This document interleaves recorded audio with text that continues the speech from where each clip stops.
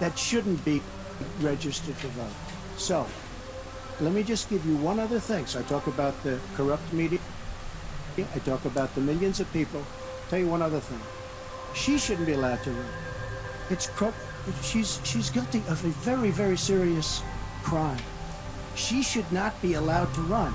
And just in that respect, I say it's rigged. Because she should never have been allowed to run for the presidency based on what she did with emails and so many other things. But sir, there is a tradition in this country. In fact, one of the prides of this country is the peaceful transition of power, and that no matter how hard fought a campaign is, that at the end of the campaign, that the loser concedes to the winner. Not saying that you're necessarily going to be the loser or the winner, but that the loser concedes to the winner, and that the country comes together in part for the good of the country.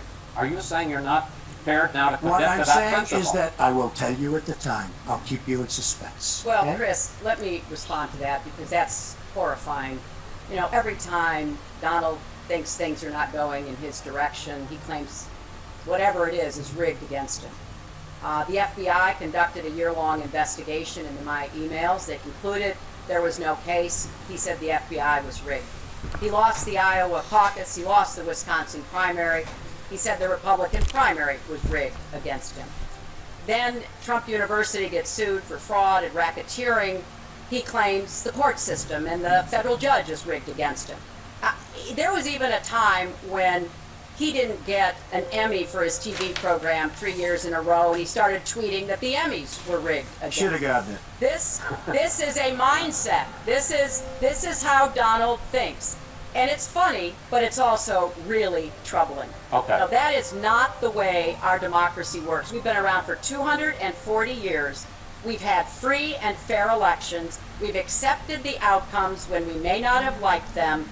And that is what must be expected of anyone standing on a debate stage during a general election. You know, President Obama said the other day, when you're whining before the game is even finished, it just shows you're not up to doing the job. And let's be clear about what he is saying and what that means. He is denigrating, he's talking down our democracy. And I, for one, am appalled that somebody who is the nominee of one of our two major parties would take that kind of position. I think what the FBI did and what the Department of Justice did, including meeting with her husband, the Attorney General, in the back of an airplane on the tarmac in Arizona, I think it's disgraceful. I think it's a disgrace. All right. I think we've never had a situation so bad. Hold on, folks. This doesn't do any good for anyone. Let's please continue the debate, and let's move on to the subject of foreign hotspots. The Iraqi offensive to take back Mosul has begun. If they are successful in pushing ISIS out of that city and out of all of Iraq, the question then becomes, what happens the day after? And that's something that whoever of you ends up as president is going to have to confront. Will you put U.S. troops into that vacuum to make sure that ISIS doesn't come back or isn't replaced by something even worse? Secretary Clinton, you go first in this segment. You have 2 minutes. Well, I am encouraged that there is an effort led by the Iraqi army, supported by Kurdish forces, and also given the help and advice from the number of special forces and other Americans on the ground. But I will not support putting American soldiers into Iraq as an occupying force. I don't think that is in our interest, and I don't think that would be smart to do. In fact, Chris, I think that would be a big red flag waving for ISIS to reconstitute itself. The goal here is to take back Mosul. It's going to be a hard fight. I've got no illusions about that. And then continue to press into Syria to begin to take back and move on Raqqa, which is the ISIS headquarters. I am hopeful that the hard work that American military advisors have done will pay off, and that we will see a really successful military operation. But we know we've got lots of work to do. Syria will remain a hotbed of terrorism as long as the civil war, aided and abetted by the Iranians and the Russians, continue. So I have said, look, we need to keep our eye on ISIS. That's why I want to have an intelligence surge that protects us here at home, why we have to go after them from the air, on the ground, online, why we have to make sure here at home we don't let terrorists buy weapons. If you're too dangerous to fly, you're too dangerous to buy a gun. And I'm going to continue to push for a no-fly zone and safe havens within Syria, not only to help protect the Syrians and prevent the constant outflow of refugees, but to frankly gain some leverage on both the Syrian government and the Russians so that perhaps we can have the kind of serious negotiation necessary to bring the conflict to an end and go forward on a political track. Mr. Trump, same question. If we are able to push ISIS out of Mosul and out of Iraq, would you be willing to put U.S. troops in there to prevent their return or something else? Let me tell you, Mosul's so sad. We had Mosul. But when she left, when she took everybody out, we lost Mosul. Now we're fighting again to get Mosul. The problem with Mosul, and what they wanted to do, is they wanted to get the leaders of ISIS, who they felt were in Mosul. About 3 months ago, I started reading that they want to get the leaders, and they're going to attack Mosul. Whatever happened to the element of surprise? Okay? We announced we're going after Mosul. I've been reading about going after Mosul now for about, how long is it, Hillary? 3 months? These people have all left. They've all left. The element of surprise. Douglas MacArthur, George Patton, spinning in their graves when they see the stupidity of our country. So we're now fighting for Mosul that we had. All she had to do is stay there. Now we're going in to get it. But you know who the big winner in Mosul is going to be after we eventually get it? And the only reason they did it is because she's running for the office of president. And they want to look tough. They want to look good. He violated the red line in the sand. And he made so many mistakes, made all mistakes. That's why we have the Great Migration. But she wanted to look good for the election. So they're going in. But who's going to get Mosul really? We'll take Mosul eventually. By the way, if you look at what's happening, much tougher than they thought. Much, much tougher, much more dangerous, going to be more deaths than they thought. But the leaders that we wanted to get are all gone because they're smart. You say, what do we need this for? So Mosul is going to be a wonderful thing, and Iran should write us a letter of thank you, just like the really stupid, the stupidest deal of all time. A deal that's going to give Iran absolutely nuclear weapons. Iran should write us yet another letter saying thank you very much. Because Iran, as I said many years ago, Iran is taking over Iraq, something they've wanted to do forever, but we've made it so easy for them. So we're now going to take Mosul, and you know who's going to be the beneficiary? Iran. Boy, are they making, they are outsmarting. Look, you're not there, you might make a decision, but you were there when you took everybody out of Mosul and out of Iraq. You shouldn't have been in Iraq, but you did vote for it. You shouldn't have been in Iraq, but once you were in Iraq, you should have never left the way. The point is, the big winner is going to be Iran. Well, once again, Donald is implying that he didn't support the invasion of Iraq. I said it was a mistake. I said that years ago. He has consistently denied what is a very clear fact, that before the invasion he supported it.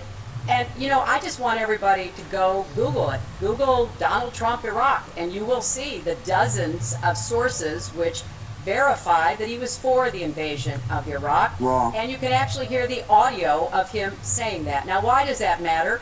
Well, it matters because he has not told the truth about that position. I guess he believes it makes him look better now, to contrast with me, because I did vote for it.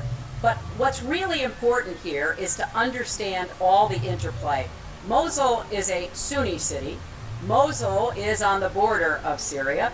And yes, we do need to go after Baghdadi, and just like we went after bin Laden while you were doing Celebrity Apprentice, and we brought him to justice. We need to go after the leadership, but we need to get rid of them, get rid of their fighters. They're estimated several thousand fighters in Mosul. They've been digging underground. They've been prepared to defend. It's going to be tough fighting, but I think we can take back Mosul, and then we can move on into Syria and take back Raqqa.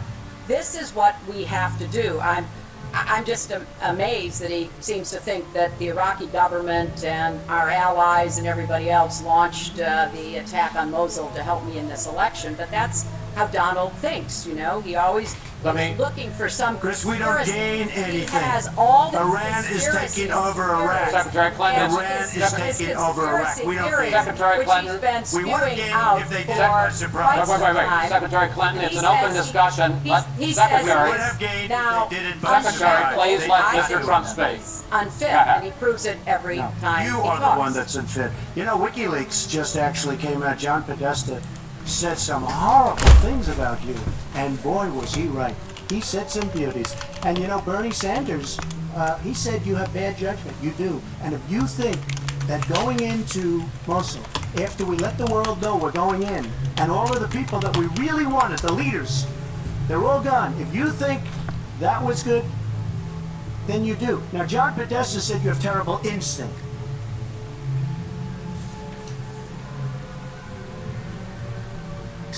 Bernie Sanders said you have bad judgment. I agree with both. Well, you should ask Bernie Sanders who he's supporting for president, and he has said, Which is as a he big has mistake. campaigned for me around the country, you are the most dangerous person to run for president in the modern history of America. I think he's right. Let's turn to Aleppo. Mr. Trump, in the last debate, you were both asked about the situation in the Syrian city of Aleppo, and I want to follow up on that because you said several things in that debate which were not true, sir. You said that Aleppo has basically fallen. In fact, there are. It's a catastrophe. It is a It's catastrophe. But mess. there are a quarter. Have you of seen it? Have you seen it? Sir, Have you seen what's happened sir, to if I Aleppo? might finish my question. Okay, so it hasn't fallen. Take a look at it. Well, there are 250,000 people still living there and being slaughtered. That's right. You also And said, they are being slaughtered Yes. because of bad decisions. if I may just finish here, and you also said that ISIS, that Syria and Russia are busy fighting ISIS. In fact, they have been the ones who've been bombing and shelling eastern Aleppo, and they just announced a humanitarian pause, in effect admitting that they have been bombing and shelling Aleppo. Would you like to clear that up? Well, Aleppo is a disaster. It's a humanitarian nightmare, but it has fallen from any standpoint. I mean, what do you need, a signed document? Take a look at Aleppo. It is so sad when you see what's happening. And a lot of this is because of Hillary Clinton. Because what's happened is by fighting Assad, who turned out to be a lot tougher than she thought, and now she's going to say, oh, he loves Assad. He's just much tougher and much smarter than her and Obama. And everyone thought he was gone 2 years ago, 3 years ago. He aligned with Russia. He now also aligned with Iran, who we made very powerful. We gave them $150 billion back. We give them $1.7 billion in cash. I mean cash, bundles of cash as big as this stage. We gave them $1.7 billion. Now, they have aligned. He has aligned with Russia and with Iran. They don't want ISIS, but they have other things because we're backing rebels. We don't know who the rebels are. We're giving them lots of money, lots of everything. We don't know who the rebels are. And when and if, and it's not going to happen because you have Russia and you have Iran now, but if they ever did overthrow Assad, you might end up with as bad as Assad is, and he's a bad guy. But you may very well end up with worse than Assad. If she did nothing, we'd be in much better shape. And this is what's caused the Great Migration, where she's taken in tens of thousands of Syrian refugees who probably, in